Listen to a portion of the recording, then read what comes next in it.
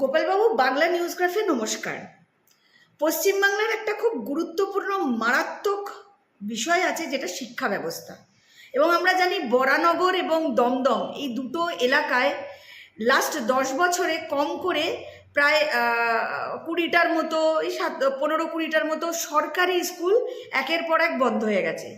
শিক্ষামন্ত্রী আমাদের কোথাকার না দমদমের, এবং দমদম বিধানসভা তারই শিক্ষা কেন্দ্রে, তারই বিধানসভা কেন্দ্রে প্রায় 10-12টা স্কুল বন্ধ হয়ে গেছে। শুধু নয়, ভগ্নদশা, শ্মশানে পরিণত হচ্ছে। এবং বরানগর চিত্র একই। বরানগরেও প্রচুর সরকারি স্কুল বন্ধ হয়ে গেছে, সেখানে শিক্ষক নেই, স্টুডেন্ট নেই। কি বলবেন? নমস্কার। দেখুন, শিক্ষাক্ষেত্রে দুর্নীতি এটা পশ্চিমবঙ্গের একটা অন্যতম দুর্নীতি। পার্থবাবু যখন শিক্ষামন্ত্রী ছিলেন 50 কোটি টাকা পাওয়া গেল, তার জেল হলো। পরবর্তী সময় পার্থবাবু দায়িত্বে আসলেন। তো পার্থবাবু নিজের এলাকা চ্যারিটি বিগেন্স অ্যাট হোম, উনি যেখান থেকে ভোট পেয়ে নির্বাচিত হয়েছেন সেই এলাকাতেই 10-12টা স্কুল বন্ধ হয়ে গেল, প্রাথমিক স্কুল, জিরো এনরোলমেন্ট। বরানগরের কথা বললেন, বরানগরে ইতিমধ্যে প্রায় 7-8টা স্কুল বন্ধ। ইংরেজ আমলে গুরুত্বপূর্ণ ভিক্টোরিয়া ইংলিশ মিডিয়াম স্কুল, সেই স্কুলটাও আজকে বন্ধ। এর কারণ যদি ব্যাখ্যা করা হয় তাহলে ব্যর্থতা। প্রকৃতপক্ষে পার্থবাবু একজন নাট্যকার, নাটক করতেন। তিনি কাউকে ধরে বলতে দ্বিধা নেই, তার বাবাই তাকে সুপারিশ করে অধ্যাপক করেছিলেন। উনি অধ্যাপনা করতেন না, যেতেন না, উনি নাটক নিয়েই বেশি থাকতেন, লেখালেখি করতেন। বহু সময় এই নাট্যমঞ্চেও তিনি ব্রাত্য থেকেছেন। পরবর্তী সময় তিনি দাঁড়িয়েছেন, মানুষ ভোট দিয়েছেন ভালো মানুষ ভেবে, কিন্তু রাজনীতিটা উনি বোঝেন না। শিক্ষা বা শিক্ষক বা শিক্ষানীতি এগুলো বুঝতে গেলে রাজনীতিটা বুঝতে হবে। এবং দমদমের মাটি রাজনীতির উর্বর মাটি, বরানগরের মাটি রাজনীতির উর্বর মাটি। এই সমস্ত জায়গায় দাঁড়িয়ে হালকা বা ছলকা বা পলকা এ ধরনের রাজনীতি হয় না। এখন তো বর্তমানে এমন অবস্থা যে সরকারি স্কুলগুলো বন্ধ হয়ে যাওয়ার পর বিভিন্ন জায়গায় ছোট ছোট ইংলিশ মিডিয়াম স্কুল হচ্ছে। সেখানে যারা ফ্যাকাল্টি টিচার আছেন, তাদের এডুকেশনের সঙ্গে যে শিক্ষার গুরুত্বপূর্ণ এডুকেশান, যে বিএড হোক বা ডিএলডি হোক, সেগুলো তাদের অধিকাংশই নেই। এবং তাদের যে মাইনাটা দেওয়া হয় অতি অল্প, সামান্য মাইনায় তারা চাকরি করছেন এবং স্কুলে বাচ্চারা ভর্তি হচ্ছে। এমনও তো ঘটনা ঘটে, যেটা বরানগরেও ঘটেছে, যে বাচ্চা জন্মাবার আগেই তার বার্থ সার্টিফিকেট লেখা হয়ে গেছে। এখন তো বার্থ সার্টিফিকেটের সঙ্গে হাসপাতালে প্লে স্কুলে ভর্তি করবার জন্য আবেদনপত্র দিয়ে দেওয়া হচ্ছে, যে আপনার বাচ্চা 1.5 বছর 2 বছর হলে আমাদের স্কুলে আসবে। আসতে তারা বাধ্য হচ্ছে, কেননা এখন এই অর্থনৈতিক অব্যবস্থার ফলে স্বামী স্ত্রী অর্থাৎ বাবা মা দুজনকেই হয়তো চাকরি করতে হয়, তখন বাচ্চাকে লালন পালন করা তাদের পক্ষে অনেক অসুবিধা হয়। তো তৃতীয় পক্ষের উপর নির্ভর করতে হয়। তারা এই ডে স্কুল প্লে স্কুলেই বাচ্চাদেরকে রেখে যায়। এখানেও যে তাদের বাচ্চাদের ভবিষ্যৎ খুব একটা ভালো হচ্ছে তা কিন্তু হচ্ছে না। গতকাল আমরা হাই রাইজ নিয়ে কলকাতা মহানগরের ওপরে আমাদের সম্মেলন হলো। সেখানে অনেকেই বললেন যে তাদের বাচ্চারা তারা সব বিদেশে শিক্ষার জন্য, তাদের স্বাস্থ্য কিছু খারাপ হলে তারা এখানে নয়, তারা সাউথে চলে যাচ্ছে।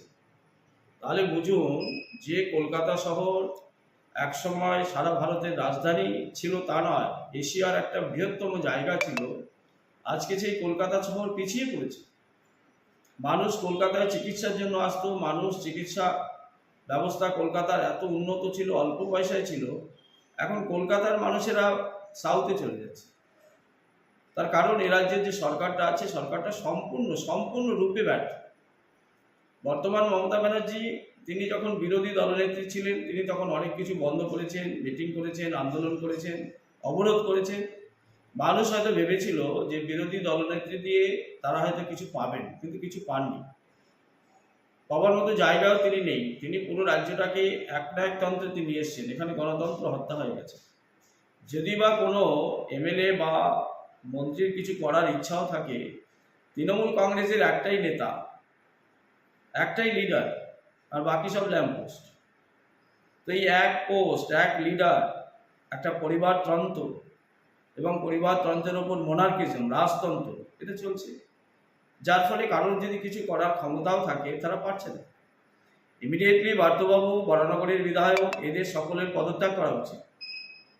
কেননা মানুষের কাছে তারা অনেক প্রতিশ্রুতি দিয়েছিলেন, কোনো প্রতিশ্রুতি রাখতে পারেনি। আজকে দমদমে দুর্নীতি, দমদমের পানীয় জলের অভাব, দমদমের নিকাশি ব্যবস্থার প্রচণ্ড খারাপ, বাগজোলা খাল থেকে জল উপচে পড়ে যাচ্ছে, রাস্তাঘাট সরু, রাস্তার উপরে বাজার বসে পড়ছে, কোনো নিয়ন্ত্রণ নেই। এবং নিয়ন্ত্রণ না থাকার ফলে সামান্য রাস্তা, অর্থাৎ দমদম স্টেশন থেকে নাগেরবাজার যেতে 15 মিনিট লাগে ম্যাক্সিমাম, সেখানে এখন আধ ঘন্টা 1 ঘন্টা লেগে যাচ্ছে। সমস্ত কিছু রাস্তার উপরে যানজট হচ্ছে। সিভিক পুলিশদের দেখাও যায় না। শুনলাম সিভিক পুলিশদেরও নাকি নিয়মিত মাইনে পাচ্ছে না। বিভিন্ন মিউনিসিপ্যালিটিতে যারা চাকরি করেছেন, যারা রিটায়ার্ড হয়েছেন, তারা পেনশন পাচ্ছেন। একটা কিম্ভূত কিমাকার পরিস্থিতি তৈরি হয়েছে, অর্থনৈতিক দুর্নীতি, আসলে দেউলিয়া সরকার।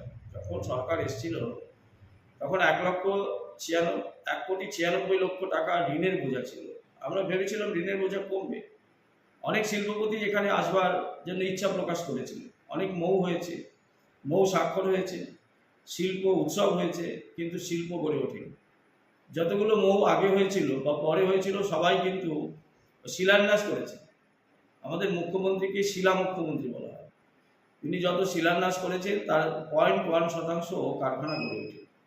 এই গত সপ্তাহে আমাদের খর্দা বিধানসভায় রুইয়া একটা অঞ্চলে একটা শিল্প গড়ে উঠছিল। সেখানে তৃণমূলের এক দুষ্কৃতী এসে যে জমির মালিক, তার কাছে অর্থ চায়, তোলা চায়, সে দেয়নি, তাকে মারধর করা হয়। ওখানে যারা কর্মচারী ছিল, যারা লেবার ছিল, যারা বাড়ি তৈরি করছিল, তারা প্রতিবাদ করা, তাদের উপরে মারধর হয়। পুলিশ আসে, পুলিশ আসার পর সেখানে টিএমসির আরেকটা দল যায়। কেন হলো? একদল বলছে কারখানা করতে দেবো, আরেক দল বলছে কারখানা করতে দেবো না। পরিশেষে কারখানা কাজটাই বন্ধ হয়ে গেল। যেখানে চাকরি নেই, চাকরি আসার কর্মসংস্থানের একটা পদ আসবে, সামান্য ছোট ছোট শিল্পপতিরা এখানে কাজ করতে চাইছে না। টাটাকে সরিয়ে দেওয়ার পর, টাটাকে বিদায় জানাবার পর এখানে উৎসব পালিত হয়েছে, আবির খেলা হয়েছে, আনন্দে মেটেছে। উৎসব কলকাতা, উৎসব সিঙ্গুর। সে কারণে কোনো শিল্পপতি বাংলায় আসছে না। এখানেই প্রশ্ন, শিল্প তো অনেকদিন আগেই শ্মশানে পরিণত হয়েছে, শিল্প নেই। কিন্তু শিক্ষাটাও যদি এই অবস্থা হয়, এবং একটি অভিযোগ বিভিন্ন জায়গা থেকে উঠে আসে, সেটা হচ্ছে এই যে প্রাইভেট স্কুলগুলো এত লক্ষ লক্ষ টাকা নেয়, তাদের যে বারবারন্ত, তার একটা অংশও নাকি তাদের লোকাল তৃণমূলের নেতাদের কাছে দিতে হয়। এই অভিযোগও কিন্তু বারংবার ওঠে। কি বলবেন? দেখুন, তৃণমূল হচ্ছে একটা তোলার পার্টি। এই যে শিক্ষাটার বাণিজ্যিকরণ হয়ে গেছে, বাণিজ্যিকরণ হওয়াতে বহু মানুষ এখানে বড় বিল্ডিং তৈরি করছে, বিভিন্ন শিক্ষার ফ্র্যাঞ্চাইজিগুলো নিয়ে আসছে, এবং বহু টাকা। এই যে প্রাথমিক স্তরের স্কুলগুলো বন্ধ, এই বাচ্চাগুলো পড়বার জন্য কিন্ডার গার্ডেন স্কুলে যাচ্ছে, প্লে স্কুলে যাচ্ছে, সেখানে অনেক টাকা দিতে হচ্ছে, প্রচুর পরিমাণে টাকা দিতে হচ্ছে। যে পরিবারের একক বাচ্চা, তারা হয়তো কোনো রকম কষ্ট করছে, কিন্তু যাদের দুটো বা তার অধিক বাচ্চা আছে, আমি হিন্দু পরিবার কথাগুলোই বলছি, মুসলিম পরিবারের কথা বলছি না, তাদের জন্য মাদ্রাসা আছে, সেখানে শিক্ষা হয়, সেখানে দুর্নীতি শেখানো হয়, সেখানে গুন্ডামি শেখানো হয়, সন্ত্রাস শেখানো হয়, অনেক কিছু শেখানো হয় কোরআনকে ভিত্তি করে। আমি তার কথা বলছি না, বলছি যে সুস্থ সাংস্কৃতিক পরিবেশে শিক্ষা, মাতৃভাষার মাধ্যমে শিক্ষাদান, মাতৃভাষার মাধ্যমে শিক্ষাদান স্কুলগুলো বন্ধ হয়ে যাচ্ছে। তো এটা সম্পূর্ণরূপে সরকারের ব্যর্থতা। এ সরকার যতদিন না সরবে, যতদিন না বিদায় নেবে, অবশ্য সামনে নির্বাচন ঘোষণা হবে, মার্চ মাসে নির্বাচন ঘোষণা হয়ে যাবে। ঘোষণা হওয়ার পরেই নির্বাচন, মানুষ এবার। তো গোপালদার, সমাধানটা কি? মানে পরিবর্তন হবে, আপনারা বারবার বলছেন যে এবারে বিজেপি সরকার আসবে, পরিবর্তন হবে, আমরা সোনার বাংলা দেখব। তাহলে এই যে একাধিক শিক্ষা দুর্নীতি, এই যে প্রাইভেট স্কুলগুলোর বারবারন্ত রীতিমতন টাকা চুষছে, এদিকে সরকারি স্কুল, সেখানে দেখা যাচ্ছে কোনোটা ভেঙে পড়ে ধ্বংসস্তূপ হয়ে গেছে, কোথাও ভ্যাট করে দেওয়া হয়েছে, মানে স্কুল প্রাঙ্গণে সেখানে স্কুল নেই, সেই পিছন দিকটা রীতিমতন গার্বেজ, নোংরা ফেলা হয়, এই সব চিত্র উঠে আসছে। তাহলে এই যে পরিবর্তনের পর শিক্ষার দিকটা ঠিক কি? আপনারা বাংলার মানুষকে শিক্ষা হিসাবে কি দেবেন? দেখুন, এই সরকারকে তো মানুষ 3বার সুযোগ দিয়েছে। প্রথম 5 বছর, দ্বিতীয় 5 বছর, তৃতীয় 5 বছর, এবং এই সরকারের আসার আগে যে সরকারটা ছিল তাদেরকে 34 বছর মানুষ সুযোগ দিয়েছে।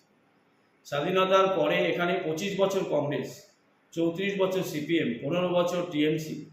এরপর তো মানুষ বিজেপিকে চাইছে, কেননা বিজেপি অন্যান্য রাজ্যগুলোর যেভাবে ডেভেলপ হচ্ছে, যেভাবে আজকে উত্তরপ্রদেশে ডেভেলপ হচ্ছে, উত্তরপ্রদেশ গুজরাটকেও ছাড়িয়ে যাবে এরকম একটা অবস্থা আছে। গুজরাটকে দেখে সারা বাংলার মানুষেরা, সারা ভারতবর্ষের মানুষেরা নরেন্দ্র মোদীকে ভোট দিয়ে প্রধানমন্ত্রী বানিয়েছে।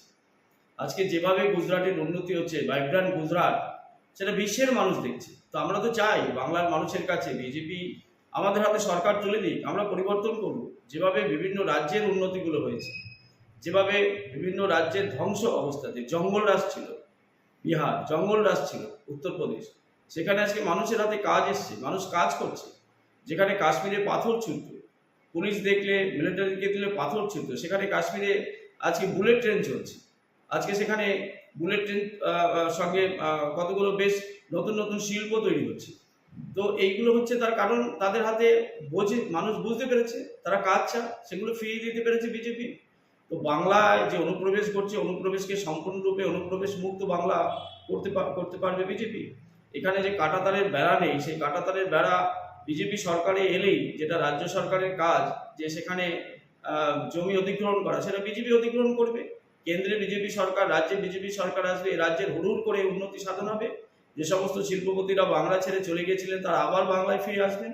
বাংলায় যে সমস্ত পুঁজিপতিরা যারা বাংলায় লগ্নি করতে চাইছেন না, তারা বাংলায় লগ্নি করবেন। মানে পরিবর্তন হলে বলছেন সুশিক্ষা, সুশাসন, কর্মসংস্থান, এই জায়গাগুলোর পরিসরটা অনেক খুলে যাবে।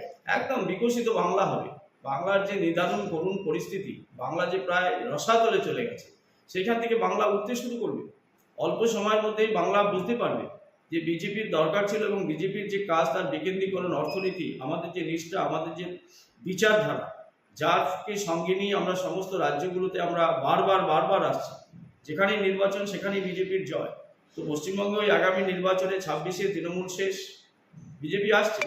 মমতা ব্যানার্জির বিদায় আসন্ন, বিদায় ঘণ্টা বেঁধে গেছে।